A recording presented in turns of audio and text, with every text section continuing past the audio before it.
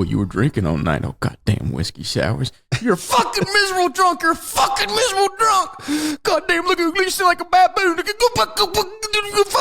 Fuck you. Welcome back to Tying That Guy. I'm Wes Chatham, and this is my good pal. Less than a mother, but more than a brother. Is that what it is? No, did I say it right? More than a brother, but less than a wife. This Joseph, edit that little clip out. Welcome back to Tying That Guy. I'm Wes Chatham, and this is my good buddy Ty Franck, who is. I can see the little spinning. What'd you say again? Wheel right now. It's the what? It's the line he uses in that Kurt Russell says in the movie is more than a brother, but less than a wife. More than a brother, but less than a wife. I don't remember him saying that. When did that happen? It's when they're talking about when they talk about they come to the end of the trail that he's not going to have Cliff work for him anymore, and Kurt Russell says the only thing left to do when you're ending a relationship with a man who's been more than a brother but less than a wife is get blinding drunk together. Oh yeah. Oh, that's right. He says that in voiceover. Okay, now I remember. He says it in voiceover. It's Kurt Russell says it in voiceover. I was trying to remember Kurt Russell, his scenes. I was like, in the scenes I didn't remember that. But yeah, he does says that in voiceover. What a fucking classy move having old Kurt do the voiceover in this thing. Yeah. Well, he's got one of the great voices. Yeah. He could do the voiceover in my movie if he wants. You want to tell, well, I guess you explained it last time that we're doing part two of Once Upon a Time in Hollywood. Because it's a long movie. It's a movie with a lot in it, and it's just too much movie for one episode. As we dive in, and we're going to kind of focus on Cliff Booth and maybe some Sharon Tate stuff if we get around to it. But I ended up listening to some podcasts today with Tarantino, and interesting story is when he talks about the scene where they go into the Lancer episode. He said. And, the first time I've ever seen that where you basically you think you're watching something and then they say, cut, and the camera pulls back and you realize and you were kind of caught up in something. The first time I remembered that, and I know it's probably been done way before, but the first time I remember that was Roger Rabbit. In the opening Roger Rabbit, and you're watching a cartoon and then they go, cut, and they walk out and you're like, what is this? I mean, that was a whole nother thing. But I don't know, and I'm sure you have a way better memory than me. I don't remember somebody having... Basically, that they're walking into a scene, shooting a scene that's fully edited and scored as if it was a scene, and then you lose yourself in that scene, and as soon as you're waiting to happen what's next in that scene, then that's when DiCaprio fucks up his lines. And Tarantino talks about he wanted to do his Lancer episode. And it was a way for him to kind of squeeze that in the movie. And do the Lancer episode, and DiCaprio had the idea of like, I think I should fuck up at the end of the scene. You fuck everything up, and then it gives me that redemption of coming back. There's a lot more emotional and more powerful. And Tarantino was like, "Fuck, that's a good idea." It is a good idea. It's one of the best things in the show. So good on DiCaprio for seeing the possibility there, and good on Tarantino to be like, you know what, that's a good idea. Like we're gonna. I mean, a good idea is a good idea, and the people I hate working with in this business are the people who can't stand any idea that they didn't come up with. Mm-hmm. The people I love working with are the people who immediately. It doesn't matter if it was an actor, another writer, or like the guy pouring the coffee. It doesn't matter if somebody goes, "Hey, what if this happened?" and you go, "You know what? That's a fucking great idea." And you just admit it. You just say, yeah, you know what? That's a fantastic idea. Thank you. The people who can admit when something is a great idea are, I think, the best people to work with in this business. So it makes me very happy that Tarantino's one of those guys. Right. Or you listen to the idea and go, I don't think that's going to work. Then you go tell the crew, I got this great idea, guys. Yeah. It was my idea. Yeah. Wait a minute. Wasn't that the guy pouring the coffee? No. No. Don't listen to the coffee guy. Pay no attention to the guy behind the curtain. So, but Tarantino said this is a great idea, but if we're going to do that, my goal is I want to create a scene that will pull people in and make them forget they're watching a scene within a movie. And once they're hanging in the scene to want to know what happens next, that's when we'll drop it. And for them to be like, oh, fuck, there is a scene. And it's kind of beautifully done because you know in the beginning of the scene you know when he's talking with Business Bob and they're out there and he goes in the thing, you're like, okay, and then you're kind of thinking, how long is he going to go with this? And you know but then you start to be like, oh shit, you know, then you start to get into the story of Lancer, and then when you want to say it, then he drops his line and you're like, oh fuck. So I think it's like the timing and everything works out perfect. It's an interesting conceit. I don't think I've ever seen this particular conceit used before, which is that when we're in the emotion of the scene in the episode, the cast and the crew and all that stuff just goes away. The minute we get pulled out of the emotion of the scene, then the mechanics of how you shoot a TV show suddenly show up. I've never seen that.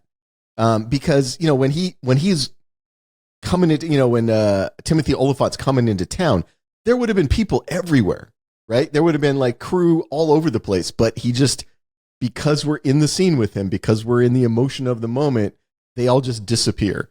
And it's not until DiCaprio screws up that suddenly the reality comes pouring back in. There's a ton of people around and there's all these people doing stuff. I have never seen it done that way before. You know what's interesting is like, and then you can, when the dolly, they put in squeaking of the wheels. The camera that you're using to watch the scene, when they reset, and it's like, okay, and then the camera gets sloppy because it's reset, and you go, like the wheels of the thing turning back, and just the attention to detail, and it's such a terrific shot and a look into the making TV shows. By the way, if the wheels on the camera dolly are squeaking, the dolly grip should be fired because that means that they didn't do their job. That camera dolly should be fucking silent, or the dolly grip is in trouble. They usually have like a little holster with WD-40. They have, that's right. They're carrying the holster, man, because that thing should be fucking silent. And if it's not, the grip is in trouble. But old Pitt has an old Milwaukee in his holster. That's right. And in those days, you could drink on set. I don't even do work around my house. Like, my wife is the engineer. She's the one who does all the work. She's a genius at fixing stuff. So I'm never wearing like the tool belt around my house, but I want to get a tool belt just so I can have the beer holster tool belt. I just want that. Just walking around the house with a beer in a holster. It's so funny. I thought about it today because my kids, we got them this massive like playground handlebar swing thing, and we got them this thing, and me and my buddy put it today. We started at 9 o'clock this morning, and we just finished like 30 minutes ago putting this thing together. But the whole time I kept thinking about Once Upon a Time Hollywood, and I was like, dude, I should have a fucking holster with an old Milwaukee in it right now, like drinking this thing and playing some 60s music, whatever, but it's too fucking cold to do that. The can would freeze in your holster? Yeah. If anybody hasn't read the book or is interested in the book, it goes really deep into Cliff Booth. And Once Upon a Time in Hollywood, and we touched a little bit at last episode, but about the whole scene playing out about how Cliff Booth killed his wife, and it goes into a little bit of his not scenes, but you learn a little bit more about his war experience. I don't remember which war he was in. Well, it would have been World War II or Korea. It seems more likely because this is 69, maybe. You know. Yeah, I suppose it could be Korea. Yeah, you're right. It seems more likely, but I love like when he takes his shirt off and he's on top of the roof and he's got all those scars and shit like that. You're like, this guy is so interesting. So let's talk about Cliff. So we spent a lot of time talking about DiCaprio's character last time. Cliff is the stuntman. He's the guy who was DiCaprio's stand-in on the TV show they did together, which is Bounty Law, which is sort of a Dead or Alive style weekly black and white cowboy show that apparently only ran for 2 seasons because he quit after 2 seasons to go try to make a movie career. But Cliff was the guy who was his stand-in for the entire run of the show. And when he left the show, followed him into movies. And then when his career collapsed in movies, because of some issues going on in his personal life, which is there's story going around that he had murdered his wife. Nobody wanted to work with him anymore. Kind of became persona non grata in the stunting world. And now he just he's the entourage for DiCaprio. Just follows him around, drives him to his jobs, does handyman work on his house. He just sort of his paid best buddy kind of thing. Was Cliff like a rising star in the stunt world, kind of like a new Hal Needham? And then he worked with DiCaprio on that show, and everything was kind of riding. And then when the thing about his wife happened, and that hurt him, or was Bounty Law really his only thing in his connection relationship to Rick Dalton? I don't know. They don't go into details on that. I mean, it seems like, because okay, so when they show the cutaway to him and his wife on the boat, it seems like Cliff at that point is doing well in his life, right? He's got a nice boat. It feels like that is happening during sort of like the high point of Cliff's career, right? Maybe when he was on Bounty Law or when they were doing movies after Bounty Law, whatever it was. But it feels like he's doing well. He's got a nice boat. They're hanging out in the ocean, all that stuff. And it feels like when the story comes out that his wife didn't come back from that boat trip, and the story becomes, did he murder his wife on that boat? That's what starts killing his career. Because, you hear the Kurt Russell character talk about how, like, I don't dig him. I don't dig his energy. Killed his wife. That like now the stunt coordinators, which are the bosses, as you know, they're the bosses in the set for the stunt crew. The stunt coordinators don't want to work with him anymore. And so then you see his career sort of dry up. And it's all word of mouth. It's all relationships. It's all like, well, like you said last time, it's a small town. It's a small town. If you get a reputation, that reputation spreads very quickly. He obviously has talent as a stunt man. He's tough enough. Yeah. He's brave enough. And this rumor came out. And what's interesting about this rumor is and I've read this, and I don't know if I remember if I read it from Tarantino or I read about people talking about Tarantino. It might have came from Tarantino himself, but it's kind of a referencing the Natalie Wood mysterious murder when she was on the, I mean, it was obviously referencing that. Yeah. When I watched the movie the first time, I was like, oh, this is the Natalie Wood thing. And what's interesting is, like, I would imagine that a lot of people in Hollywood knew Cliff Booth's wife. Maybe she worked in Hollywood or something. So that made it that much more. I mean, I guess, it also makes you sad for his poor wife, but that was murdered. But you think about the loneliness and kind of isolation that he feels when he goes back to his trailer at night, and he just has his dog. And he's clearly, whatever happened, the movie doesn't make it clear. You're saying the book makes it much more clear that he actually did kill her. The movie leaves it a little ambiguous. He shot her with a spear gun. Yeah, but the movie leaves it ambiguous. I think so. You never see that happen. Right. Whatever happened there, his life is in the toilet. Right. I mean, he gets paid to drive DiCaprio around, but you see him go home. He's got a tiny little trailer parked next to a drive-in theater. So you got that noise all night, right? From the theater. Isn't that kind of fucking cool? Isn't that really cool? Except if you're trying to sleep, it's not cool. Well, I mean, because then and the drive-ins, they have midnight movies and shit like that. Yeah, midnight movies and shit. And not only does he have the fucking drive-in, but he's got like one of those oil derrick things like pounding away outside of his trailer all night. So it's like the worst place you could have a trailer. He probably gets it for like pennies, right? Because it's such a terrible place to put a trailer. And the trailer's a piece of crap. And he's eating like macaroni and cheese, mac and cheese right out of the box, smoking a cigarette, drinking a beer, making mac and cheese. You get a sense of his life. He's making mac and cheese. He's got these gourmet food for his dog. But you see the relationship with his dog, and you see that the dog is well trained, which is a great setup for kind of going forward. And if you can train a dog to not eat until you've said it's okay to eat, that is the height of training. Mm-hmm. Because the dog's instinct is, the minute that food hits the bowl, the dog's instinct is, I got to wolf it down right now, right? Every instinct is driving them to do that. If you can train them to the point where they will not touch their food until you've given them the okay, that is an incredibly well-trained dog. What trailer is cooler, Cliff Booth's trailer or Riggs' trailer in Lethal Weapon? Oh, well, there's a third one. Or Bud's trailer in Urban Kill Cowboy? Bill. Oh, Kill Bill. Oh, I put Kill Bill third, last place. I put Cliff Booth second place because you can watch Terminator on the screen. And then go outside and watch a movie. Yeah, you can go outside and watch a movie.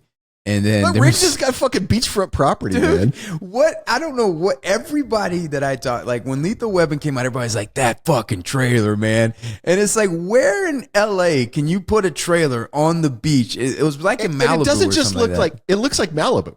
Yeah. It was, I think it was Malibu. Okay. So I have a friend who has a house in Malibu. That's some of the most expensive beachfront property in the world. Tell me the place where you could park a trailer down there.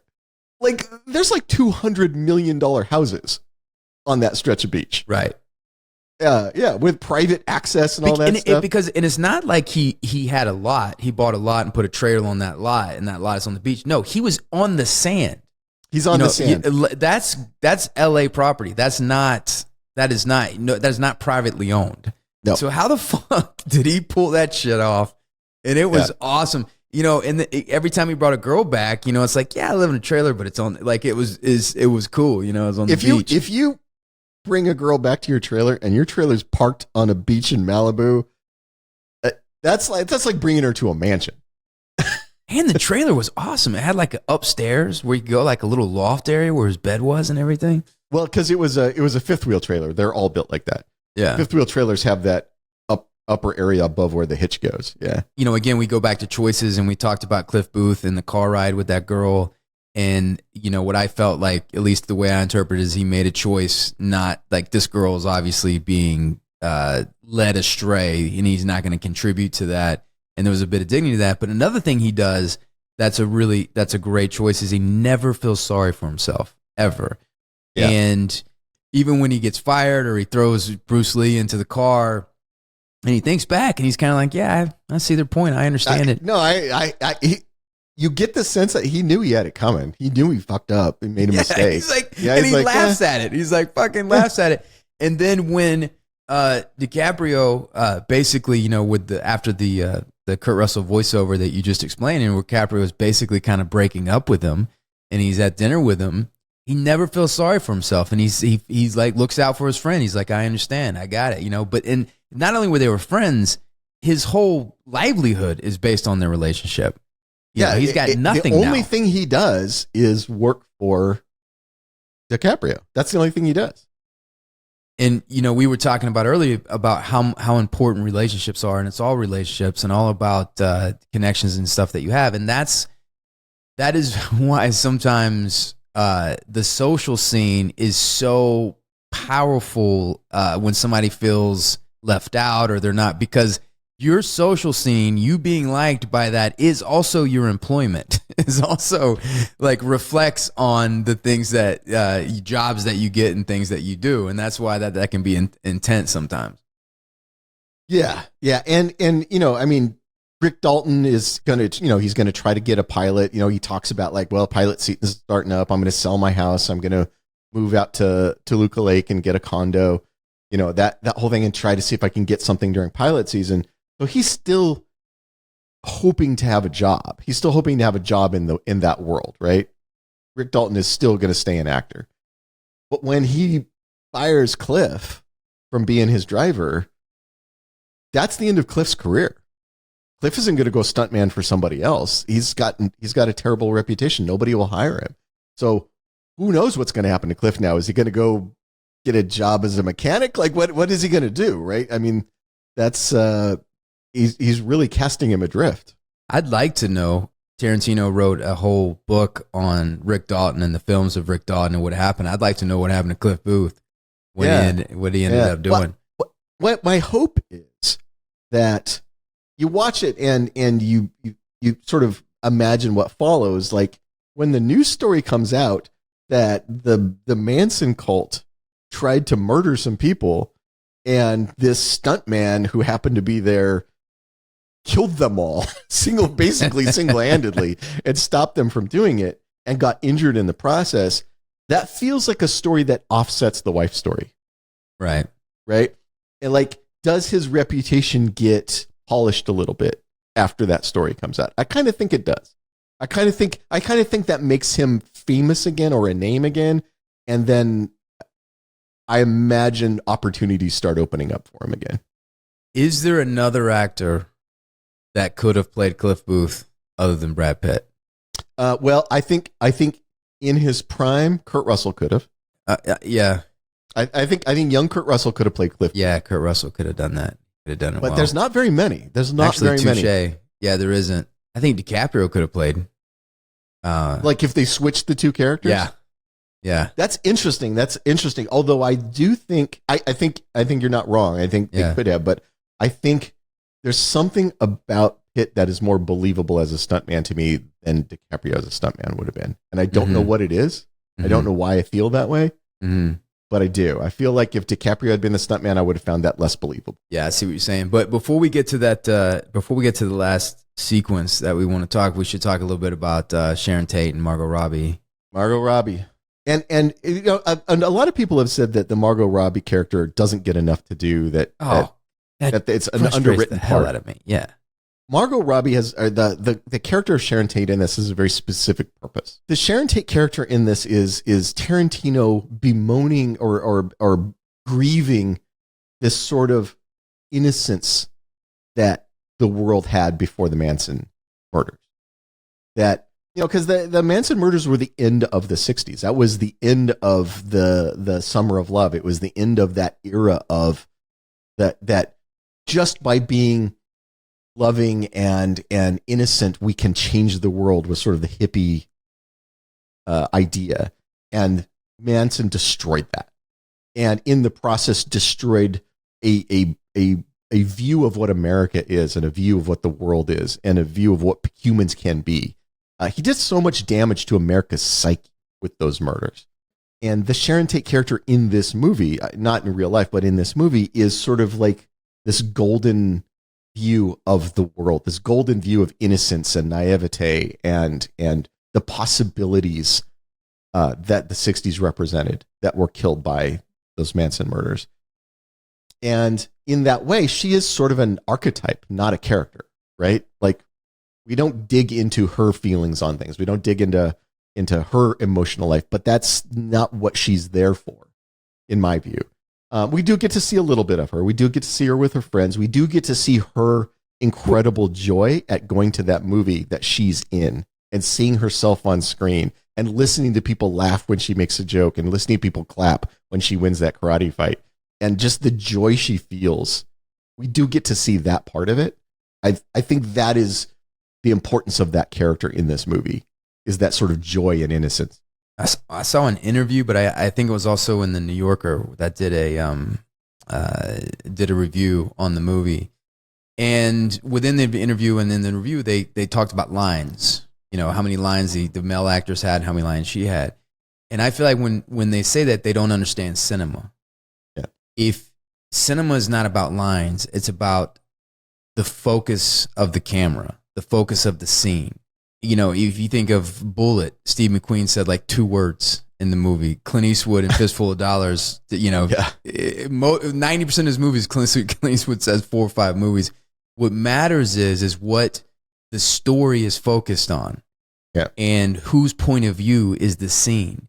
And whenever Margot Robbie's on the screen, she is all that exists within it. It's not the men that are in the screen. It's not even Steve fucking McQueen at the Playboy Mansion. It is her.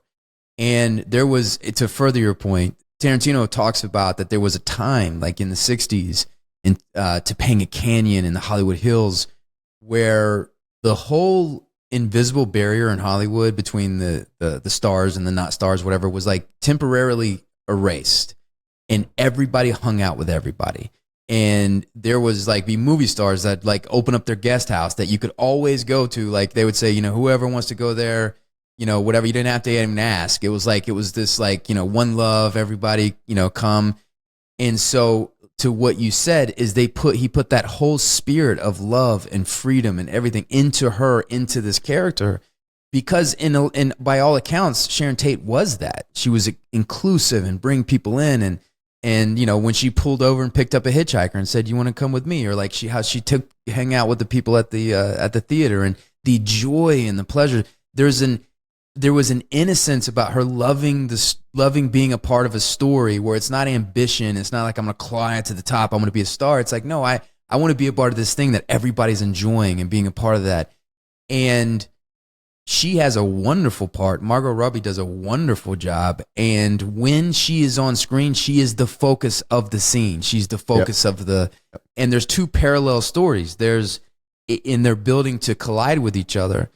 And the more you love her, and then the more you see the Manson family, and we all know what happens, the more dramatic tension it keeps building underneath. All of the tension in the movie comes from fear for her. Fear for her, because you love her so much. And it is so well set up, because it's like a pressure cooker, because you're at a point where you're like, I fucking hate these. You feel like Rick Dalton. You're like, goddamn fucking hippies. Like, you're like, I fucking hate these dirty people. Like when he goes out to the horse ranch, you're like, when Cliff. Let's talk about Cliff going to the Spahn Ranch, because that's one of the best sequences in the whole movie. Oh, it's such a great. So you do have these two parallel stories. You have Sharon Tate representing this sort of idealized version of Hollywood, and it's not the real version of Hollywood. It's not true, but it's sort of this idealized version of. Well, there are nights where it was true. You know, I felt that in Windows. So, you know, the truth is vast in this thing. So we're focused on one high note we're focused on one high note, yes. But we see her sort of her joy and her innocence and all of that. And we all know the story, so we know what direction that's heading. And then we see Cliff go out to the Spahn Ranch. So Cliff picks up the hitchhiker who's one of the Manson family. He drives her out to the Spahn Ranch. And by the way, this is all true. The existence of the Spahn Ranch, the fact that the Manson family took up residence there and lived there for quite a while, and that was sort of their headquarters. That's all true. One of the girls in the Manson family started sleeping with the guy who ran Spahn Ranch, the old guy. And so that was what convinced him to let them stay there. And so all of that stuff is true. And so Cliff drives this member of the Manson family, Margaret Qualley, drives her out, and then we get to see some portion of the Manson family through Cliff Booth's eyes. Manson isn't there, and a big chunk of the family isn't there, but Tex, who is one of the actual characters who was part of the murders, Tex is there, Squeaky is there. So the actual people who committed those murders, Cliff gets to meet some of those people in person in the movie, in this scene where he drives her out there.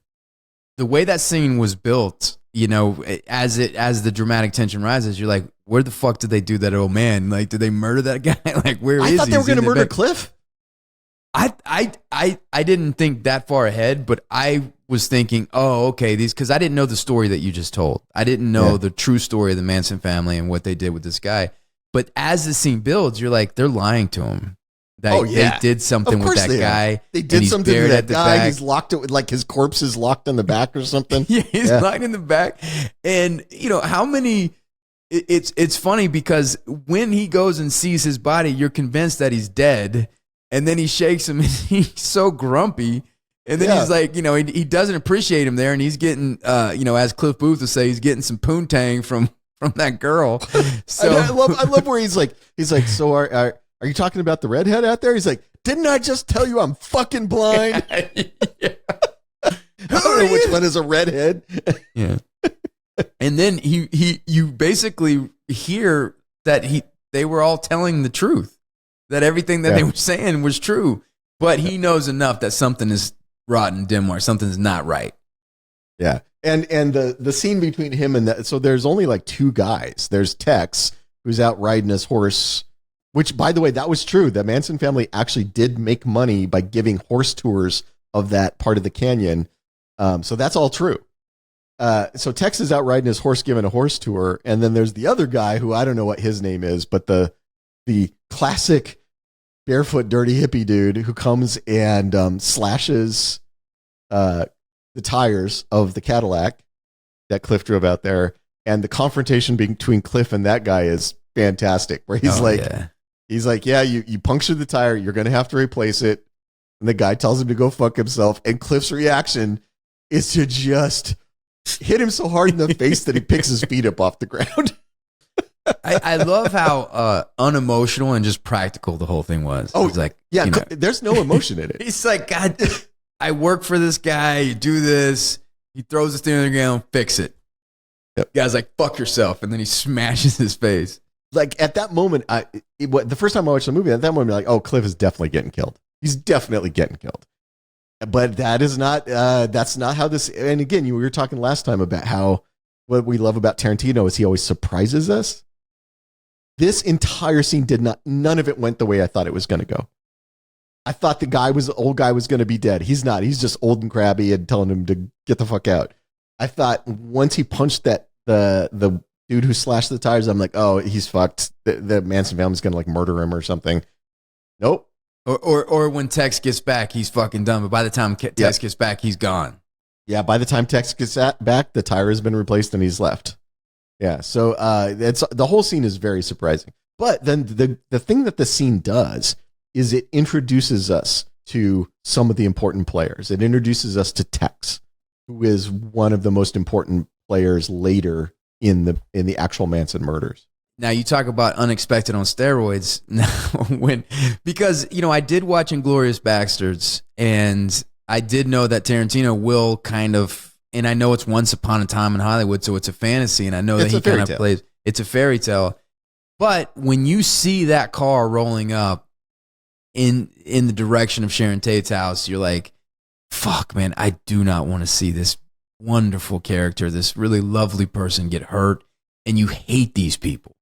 Yeah. At this point now, you're like, because you know what happened, and they're in the car, and they're like, fucking man, here's what we're gonna do, man.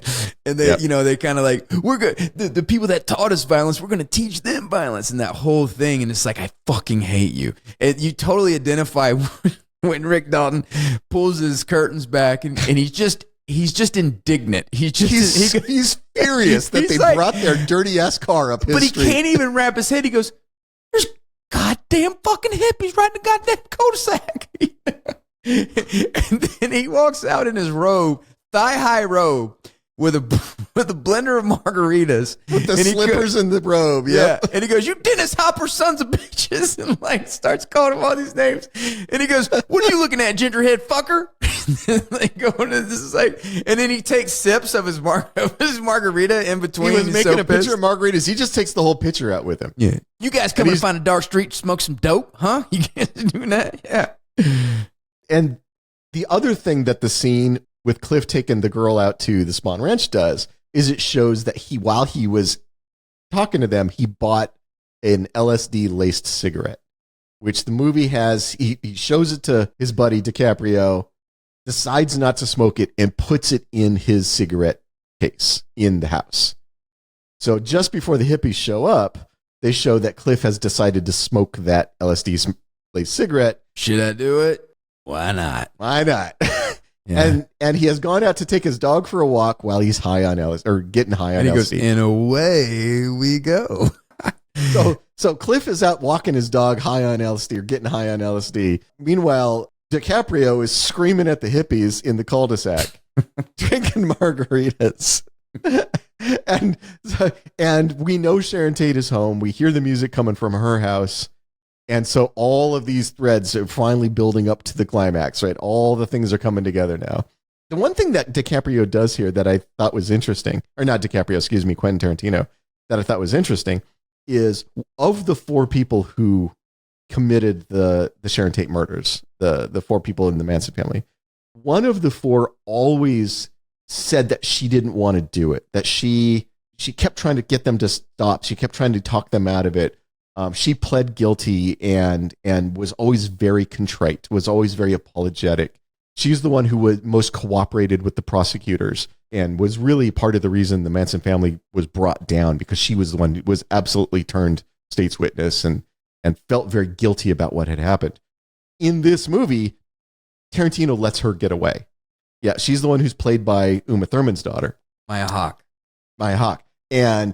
And in this version of the story, when they're getting ready to do the murders, she says, oh, wait, I left my knife in the car. Can I go back and get it? And then we just see her drive off.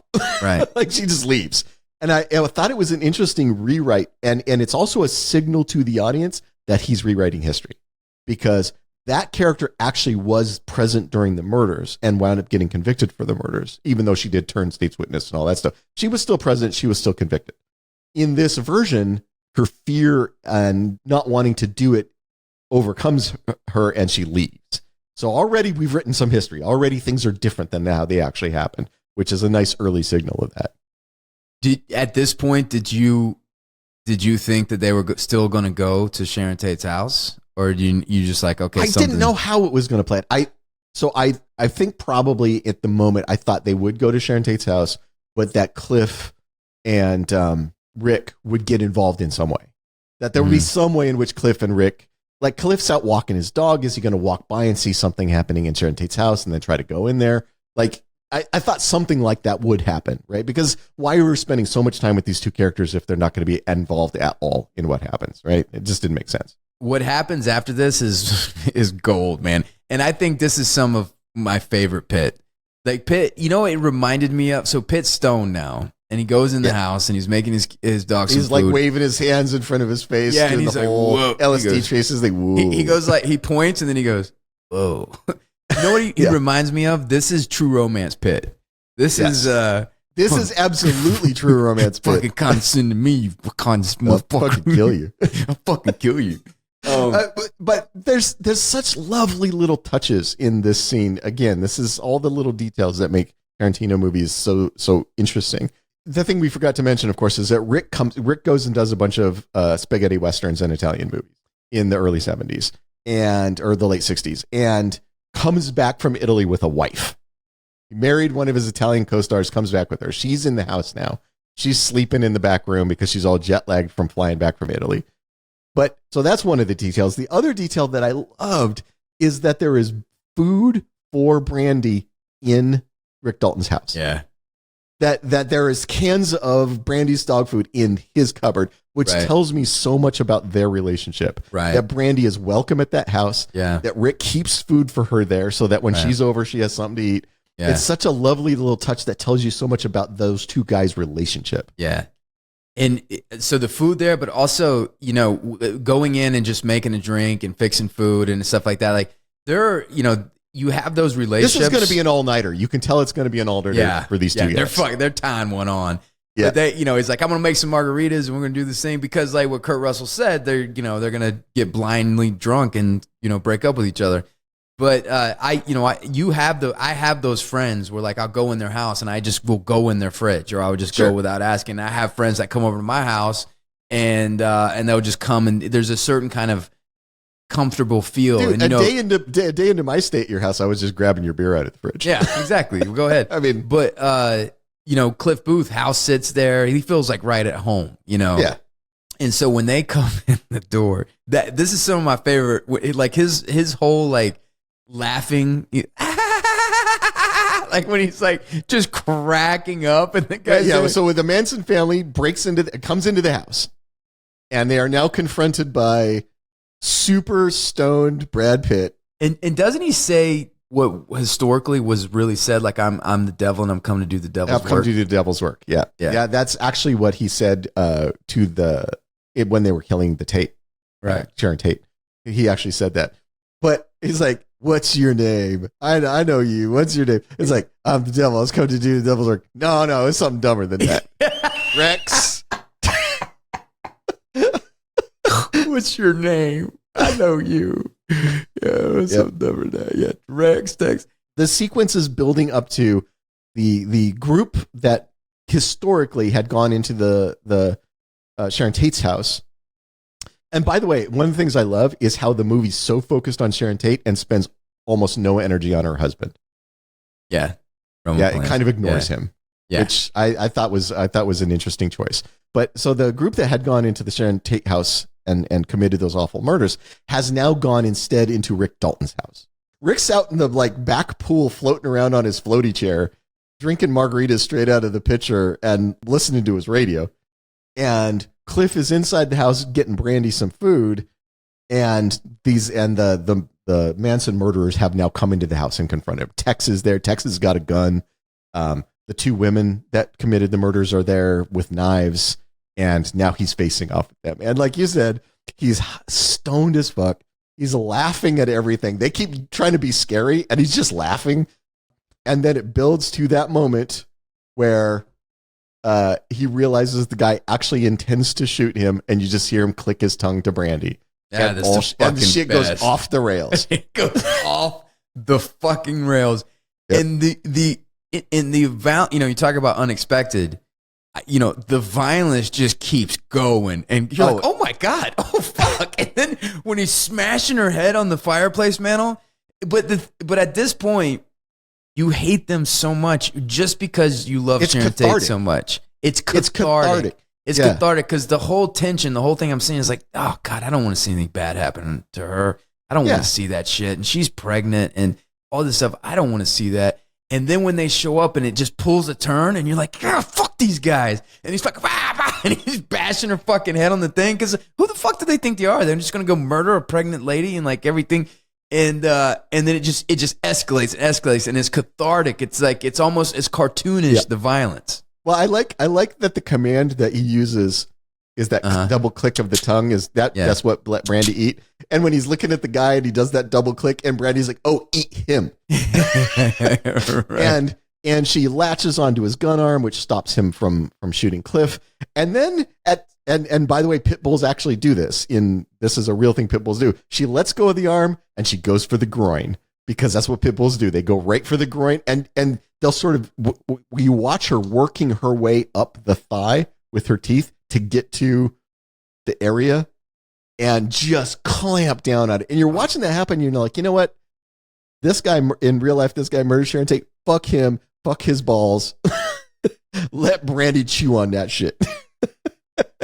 Yeah. And Pig gets stabbed in the head, in the hip. Well, yeah. So Brandy is chewing on Tex. One of the other girls runs at Pitt and he smashes her in the face with a can of dog food. 6 Brandy on her, and she's all fucked up from getting chewed on by Brandy and smashed in the face with canned dog food. And then the redhead comes at him, stabs him in the hip with the knife, and he just starts bashing her into everything in the house. He strip sands Rick Dalton's house using her face. And I've never seen Pitt do something like that. I've never seen, I don't, in a movie like that. And he was just fucking smashing her face until it was just hamburger. Yeah. And one of them breaks out and runs into the pool, in DiCaprio's pool. Yeah, so it's the little dark-haired one who had come up with the idea of murdering Rick Dalton. She's the one who was so excited to murder Rick Dalton. She staggers outside. She's been chewed on by the dog. Her face is all messed up. She's holding the gun. She falls into the pool, waving the gun around, shooting the gun off, and then you get the big ridiculous. This is where the movie turns the corner from like believable, understandable violence to okay, we're just this in Inglourious Bastards. This is the moment when the guy's machine gun at Adolf Hitler, where you're like, okay, all right, we're just full fantasy, full fairy tale here, right? We're just machine gunning Adolf Hitler in the face. This is that moment because Rick Dalton, they had set this up earlier in the movie that he, on the 14 fists of McCluskey, there's a scene where he uses a flamethrower. And they had to train him on how to use it. They show scenes of him training to use it. And then when he left that movie, somehow they gave him a working flamethrower prop. I don't know any prop master that would let you walk off with a working flamethrower, but somehow he walked off with a working flamethrower. They show him come out of the shed, behind the house. He still got in the pool. He kept his flamethrower. He kept his flamethrower. She's in the pool. She's waving the gun around, and he just unloads with the flamethrower. And it's like gratuitous. Like it's gratuitous. She melts into and he's just fucking frying her. Tarantino has this podcast called Video of Archives, and he did, and I think I mentioned it last episode, but he did a whole podcast as if Rick Dalton was a real person, and he talks about the things that he's done and everything. And in the there's 2 other Roger Avery and another person in the podcast, and they're talking as if he's real, and they have all these parallel real historic stories with it, whatever. But in the alternate reality, that really did happen. That Rick Dalton's house really did not by Sharon Tate, but like they did break in And he did use his flamethrower on 14 Fists of McCluskey and roasted her. And he ended up getting off because it was self-defense and everything like that. And so Tarantino wanted to pay homage to that and had it in his movie that they did that. But he goes in the whole real story about what happened and how Rick Dalton did that, and it's hilarious. But what and then there's that great moment when they're carrying Pitt off in the ambulance, and Rick Dalton's like basically realizes like this is the one thing I have in my life, and he's the one, and I'm the one thing that he has in his life, and you're a good friend, man. Like that's as macho as you're gonna be like, I fucking love you, man. Like it's like you're a good friend. That's as soppy as his 1950s male masculinity will let him go. Is your good friend. Yeah. Now, my favorite line in the whole fucking thing, what cracks me up, Emil Hirsch, who plays the hairdresser who got killed that night. Yeah. I forget what his name is, but yeah, famous hairdresser. I can't remember his name, but he comes down because they heard all the commotion. He says, now, DiCaprio, they just murdered 3 people, and he just melted a girl in his pool. And he's nonplussed. He's like, hey, what's up, man? They were some dirty hippies. And then he says, is everyone all right? And he says, well, the fucking hippies aren't. That's for goddamn sure. But it's so sincere. It's so like dead, and everything. He's like, what happened? He says, oh yeah, we got some fucking hippies breaking the house, and we killed them all. And I like how he's like, oh well, I have this old flamethrower, and the guy's like, from the 14 Fists of McCluskey, like he knows which one. He's like, oh yeah, I saw the movie. Yeah, and he was so stoked that Roman Polanski lived above him, and he's like, fucking Roman, that's my next door neighbor. I'm one pool party away from being in a Polanski film. I'm one pool party being Polanski film, and then when Sharon Tate calls down and is like, is that our neighbor? And she's like, hey neighbor, you want to come up for some drinks? And they thought it was cool that they lived next door to Rick Dalton. And Emil Hirsch was a huge fan of 14 Fists of McCluskey and Bounty Law. And they're like, even Tex talks about how he had a Rick Dalton lunch pail when he was a kid. Tex, the murderer, when they're sitting in the car and they're talking about the fact that Rick Dalton lives there, he says, right. I had a Rick Dalton. I forgot about that lunch pail. Yeah. It was my favorite lunch pail when I was a kid. Oh, that's interesting. That is interesting. It's such a Hollywood thing, Like I've ran into people that I'm a massive fan of them, but they've forgotten that people are fans of them. Right. Have you ever had that before, where you run into somebody and it's like they haven't, and then you're like, oh my fucking, like I'm such a, and they're like, oh yeah, I haven't heard that in a very long time, So the guy who directed all those stop motion films, like the 7 Voyages of Sinbad, I was actually at a little convention in Denver, and I'm with a guy I know there, and we're kind of in the bar area, and there's this really tiny little old guy sitting at the bar. And this guy that I'm hanging with, he goes, oh, you know who that is, right? It's like, that's Ray Harryhausen. And I'm like, no shit. He's like, yeah, you want to meet him? I was like, fuck yeah, I want to meet him. So he takes me over there and he's like, hey, Ray, so this is my friend Ty. He's a science fiction writer. He just won the Hugo Award for his books and stuff. And Ray's like, oh, hey, it's nice to meet you. And I'm like, sir, I just want you to know that your movies were incredibly important to me when I was a kid. Like, I fucking loved those movies. All the stop motion animated skeletons and all that crap. And he goes, oh, you know my work?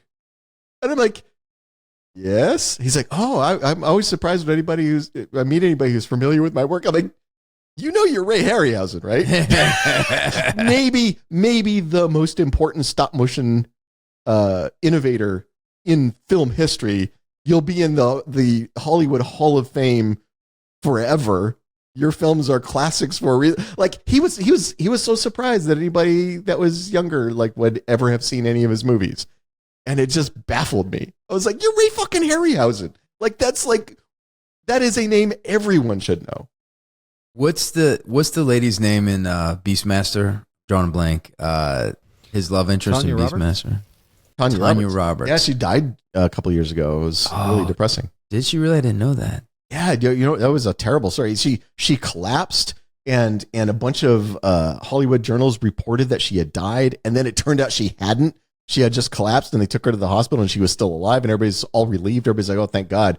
We thought she, everybody jumped to report she was dead, and she wasn't.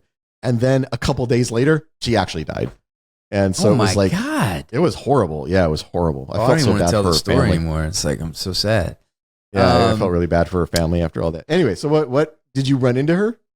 She did a guest star on Barbershop, the first show that I was ever series on. Yeah. And I was like, my mouth was just fucking wide open. And I was like, oh my God.